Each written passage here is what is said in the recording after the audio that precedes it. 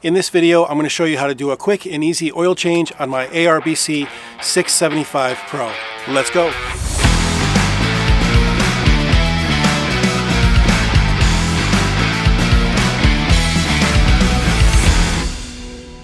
Hey everyone, and welcome back to Turner Mobile Detailing.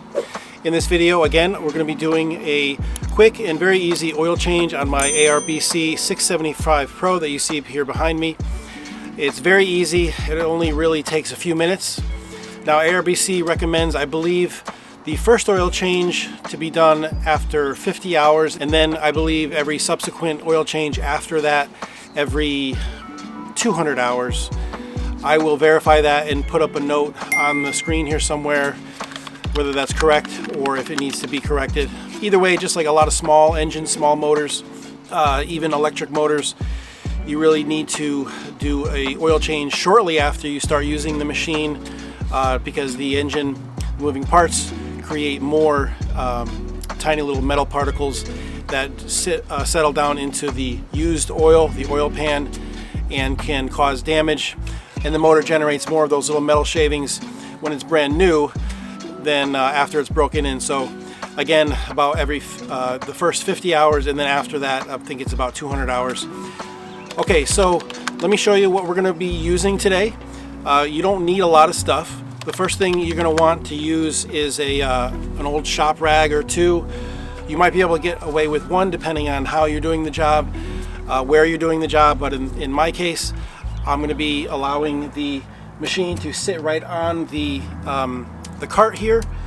Now I don't know if the machine was specifically designed this way to integrate with the cart in this way, but it's very convenient for oil changing because not only does it hold it up high for you, but it also, the far end here where the crankcase is, cantilevers over the deck on the cart where the machine mounts to the cart. So it leaves all this area open for you to work, to change the oil, to access the drain plug. So that's how I'm going to be working.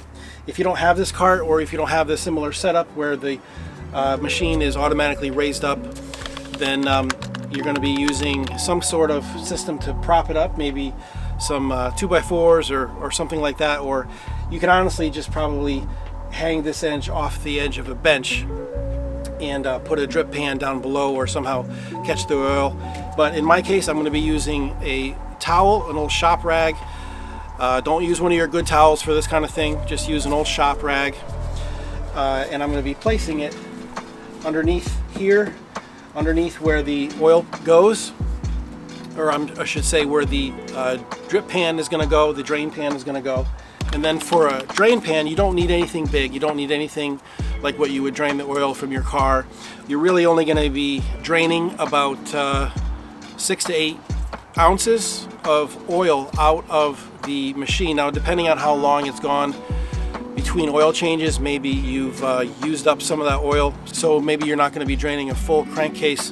But anyway, this is an old piece of Tupperware, and it's pretty much been repurposed outside of food storage, so I feel comfortable using it to catch motor oil.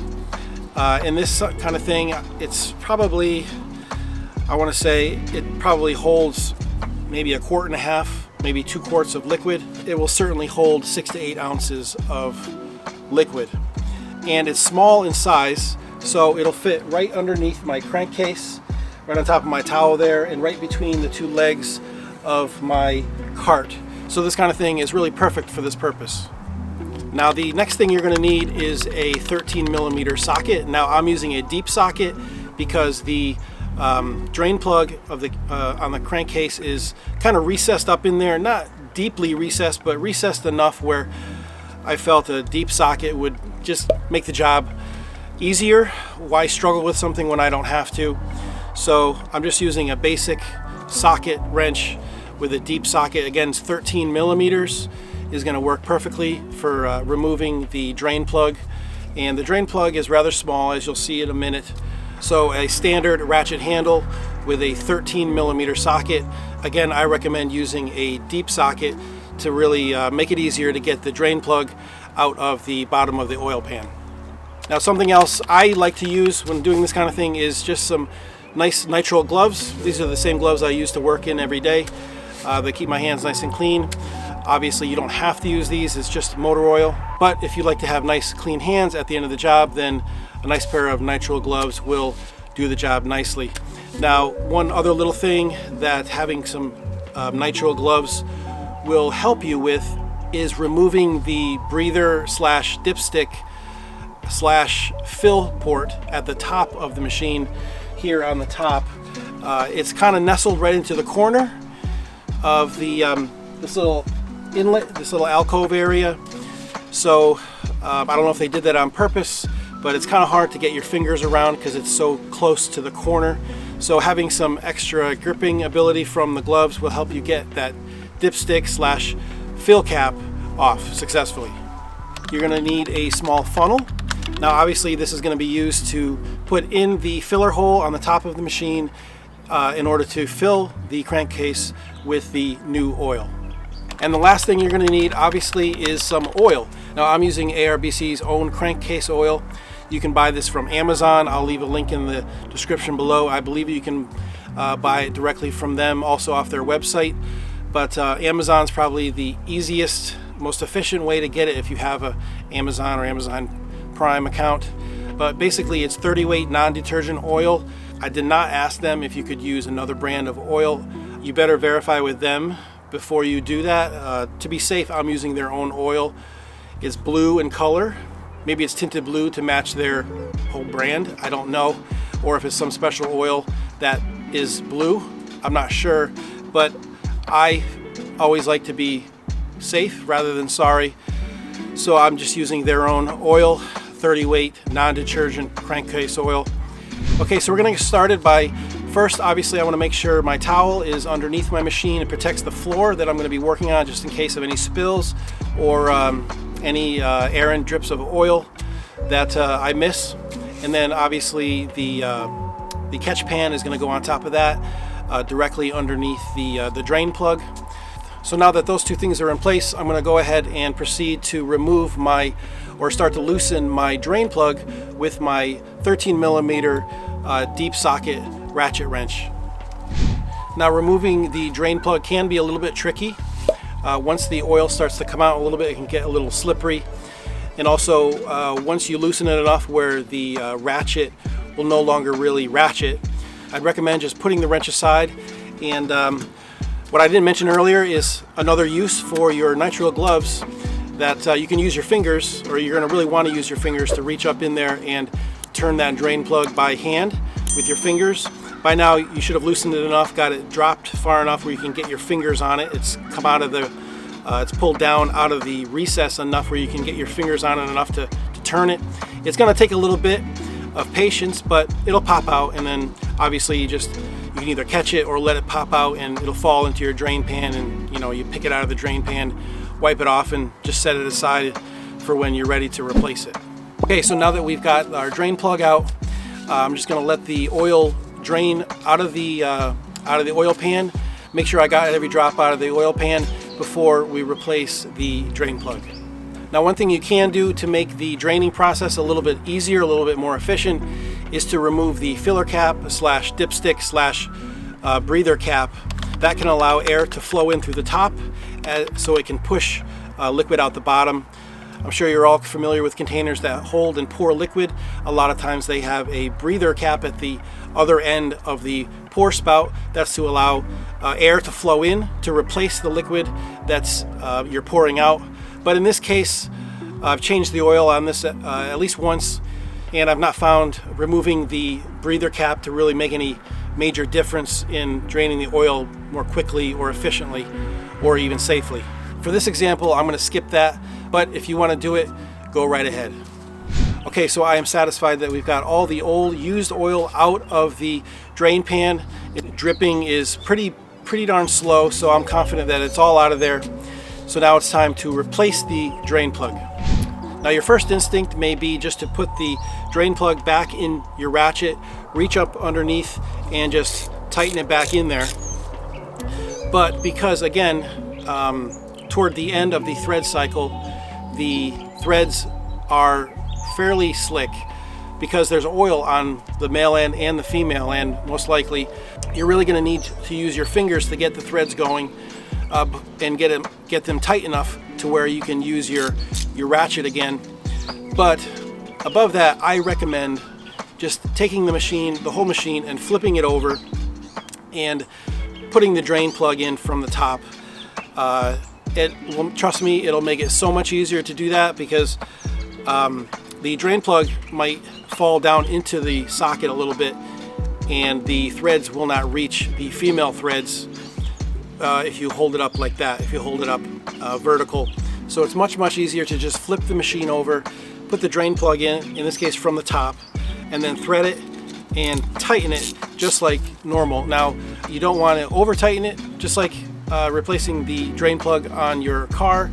You just want to do it hand tight and then 1 or 2 extra quarter turns. You don't want to over tighten it, you don't want to break any gaskets. So just be careful when replacing your drain plug not to over tighten it. Okay, so now it's time to replace the old used oil that we've already drained out with some nice fresh new crankcase oil. So obviously, like I've explained before, we have to remove the filler cap, which also functions as a breather cap and a dipstick. Again, it's kind of hard to get out, so you're going to have to kind of play with it. Again, nitrile gloves give you a little bit extra grip, especially if there's a little bit of oil on the breather cap. Now, there probably will be because, again, it's a breather cap, so tiny particles of oil in the air that escapes from the crankcase to allow the crankcase to breathe is most likely, I'm telling you right now, it will be on the cap. So the cap will be slightly slippery, again, depending on how long it's been since you've changed the oil or since you've removed the cap. I like to clean the cap every time I change the oil, so that kind of gives a fresh start, a fresh clean start, so it doesn't keep getting slicker and slicker every time I change the oil. So you're going to remove that cap. If you notice on the dipstick, there's like a little flat area on toward the top of the dipstick. I'm going to fill the crankcase so the oil level is about in the middle of that flat area, and that's going to be about 7 or 8 ounces. That's kind of the sweet spot that I feel is a good amount of oil for this, because again, you're going to lose a little oil in just general use as the machine runs, especially if you push the machine beyond the recommended period for intervals for changing oils, the hour interval for changing the oils, and also out of the breather cap. As that crankcase breathes, very minute amount is going to escape in the air from that breathing. So I like to put a little extra, so about 7 to 8 ounces is what I've been using every time I change the oil. I've not had any problems with that amount. It's not overfilling, and that's what we're going to be doing today. Okay, so now that we've got the filler cap off and removed, I cleaned off the dipstick. I've located the little flat area towards the top of the dipstick. I'm just going to put the funnel in the filler hole and then just fill up my crankcase. Now I'm going to fill up slowly, little by little. I'm going to monitor how much oil I've got left in the bottle. Again, I'm going to put about 7 to 8 ounces in. This is a 16-ounce bottle, so I want to gauge the bottle at about half empty, half full, and that'll tell me I've got enough oil in the crankcase to make sure that my machine is running optimally. Okay, so I'm about halfway down on the bottle. I'm going to put my dipstick back in to measure how much oil I've got in the crankcase, and that looks good. I'm satisfied with that. So now I'm just going to replace the filler cap slash dipstick slash breather cap, and that is really it. There's really not much more to it.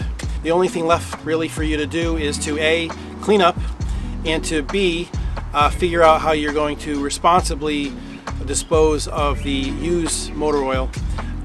Places like Advanced Auto or AutoZone will take your old oil to be recycled. Pep Boys, I believe, does not take used old oil anymore. But anyway, the bottom line is that you want to responsibly dispose of your used motor oil. You never ever want to dump it down the drain or into the ground. You want to take it somewhere where it can be recycled or disposed of in a responsible way. All right, everyone, that's pretty much going to do it for this video. Like I said before, changing the oil on your ARBC 675 Pro is a very simple project. It should only take you really about 15 to 20 minutes or less, depending on how many times you've done it. And the oil isn't all that expensive either. I believe it was about $20 for 16 ounces. I'll double check the price before I post this video and post it here on the screen somewhere to verify the most current price. But again, thank you so much for watching. I hope you found value in this content, and I hope it made this project of changing your oil on your pressure washer super easy, and I hope I explained every step in the process well enough that you could understand everything easily. So if you did enjoy this content, please don't hesitate to give us a like right down below, and please don't hesitate to hit that big red subscribe button. As always, I'm Seth with Turner Mobile Detailing, and we'll see you in the next video.